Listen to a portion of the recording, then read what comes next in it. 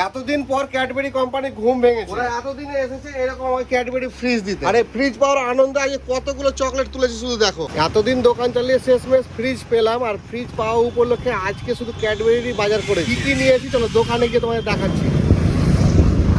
এই পেটি আর এই ব্যাগে আমার বিল হয়ে গিয়েছে 11,000 টাকা। এই পেটিটা প্রথমে আনবক্সিং করি। এখানে আছে 10 টাকা বিক্রি ওরিও বিস্কিট। এগুলো এক একটা বান্ডিলে 12 পিস করে থাকে। ওজন সে আগের মতোই আছে 41.75 গ্রাম। আমরা এমনি পিস 10 টাকা করেই বিক্রি করি, তবে একসঙ্গে পুরো ফাইল কিনলে তোমরা 10% ডিসকাউন্ট পাবে। চলো এবার দেখাই ব্যাগের মধ্যে কি আছে। এই একটা ব্যাগের ভিতরে কিন্তু অনেক ধরনের ক্যাডবেরি চকলেট আছে। প্রথমেই আছে 5 টাকা বিক্রি ক্যাডবেরি ললিপপ, আরো অনেক কিছু আছে। ব্যাগটাকে খালি করি তারপরে তোমাদের দেখাচ্ছি।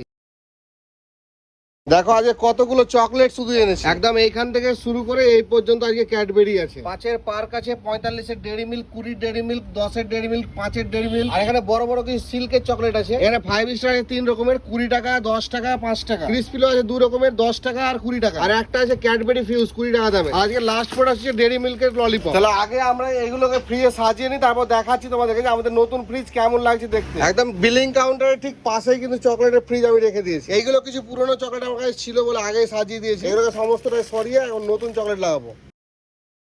একদম ফ্রিজকে করে দিলাম ফাঁকা। এবার এইগুলোকে ফ্রিজে সাজাবো। এখানকার মধ্যে এইগুলো একটু বেশি দামি চকলেট, ওই জন্য এগুলোকে একটু ওপরের দিকে রাখবো।